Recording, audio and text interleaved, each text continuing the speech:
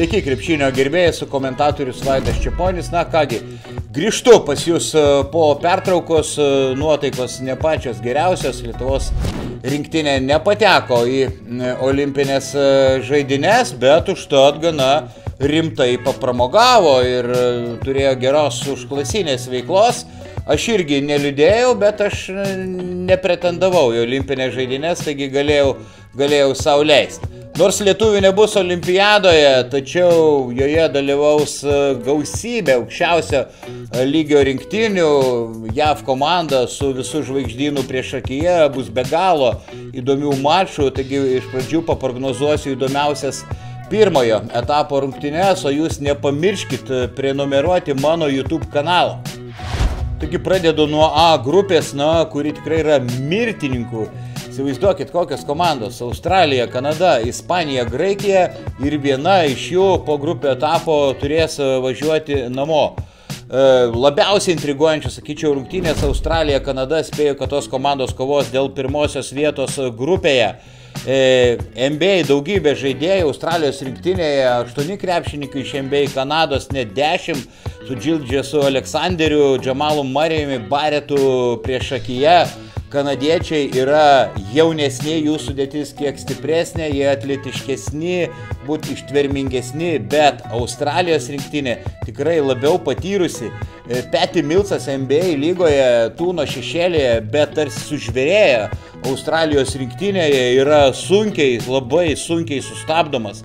Aš manau, kad abi šios komandos gali mesti iššūkį ir JAV krepšininkams olimpinėse žaidynėse. Na, o šitas mačas, manau, kad vyks daugmaž taškas į tašką ir spėju, kad galbūt išsikraus australų baterijos ketvirtajame kėlinyje. Prognozuoju kanadiečių pergalę po dramatiškos kovos maždaug 3 taškeliais. Dar vienas dėmesio vertas mačas šioje grupėje, tai yra Ispanija, Graikija. Spėju, kad šios komandos kovos dėl trečiosios vietos, kuri gali garantuoti kelialapį į kitą etapą.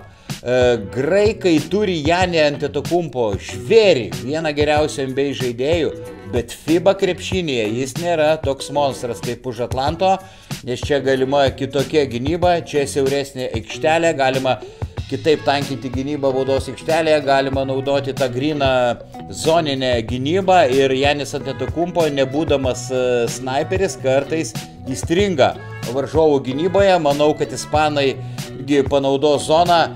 Sergio Scariolo yra be galo patyręs aukščiausio lygio treneris. Spanulis, graikų strategas, talentingas, bet manau, kad Scariolo vis tiek turbūt pergudraus Vasilijų Spanulį ir ispanų atsarginių suolas ilgesnis, nors jie neturi tokio aso kaip Antetokumpo. Nuojauta kužda, kad vis dėlto ispanai triumfuos maždaug 5-7 taškais ir pasiųs graikus namo.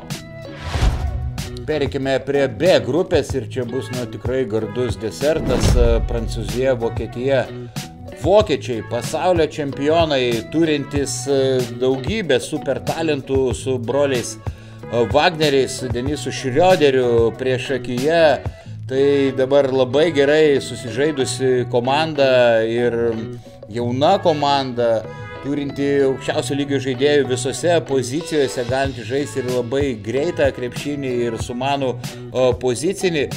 Prancūzijos komandoje irgi Venbanjama ir daugybė kitų žvaigždžių, bet yra daug veteranų. Dekolo, Fournier jau yra nueinantys žaidėjai ir prancūzai labai strigo kontrolinėse rungtynėse, kol kas jie nepagauna savojo žaidimo, turi daug veteranų, manau, vokiečių pergalė maždaug +10. B grupėje dar žaidžia Brazilija, Japonija. Brazilai sutriuškino latvius ir pateko į olimpiadą, bet manau, kad jiems ten šiek tiek sekėsi. Tai nėra labai pajėgi rinktinė turinti būrį veteranų, aišku, patyrusi komanda, bet japonai turi savo kozerių, turi Hashimurą, vienas svarbesnių Los Angeles Lakers žaidėjų, ir dar 2 krepšininkai iš NBA lygos ir aš manau, kad japonai pranoks vis dėlto šiek tiek brazilus greičiu, ištvermė ir čia prognozuoju galbūt ir staigmeną, kai kam japonų pergalė per plauką 1-2 taškeliu. C grupėje labai atidžiai, aišku, su nekantrumu stebėsime JAV Serbijos rinktinių rungtynes.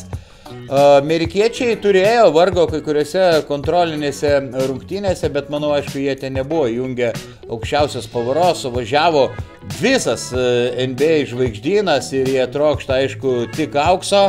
Visiškai kitokia komanda Serbija, aišku, turi Nikolą Jokičių ir kitų pajėgių žaidėjų. Jokičiaus Embido akistata bus tikra puošmena, bet manau, kad amerikiečiai turi fizinės jėgos pranašumo, atletiškumo persvarą, nebent serbai veltų labai klampų pozicinį žaidimą savo varžovus, bet manau, kad taip nenutiks, prognozuoju rezultatyves tikrai rungtynes.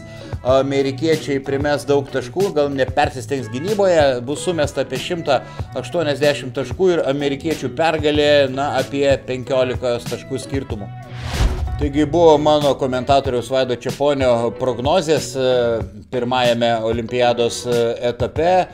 O jūs per daug neliūdėkite, aišku, nepadauginkite nealkoholinių gėrimų. Ačiū Jums už dėmesį, susitiksime netrukus ir iki.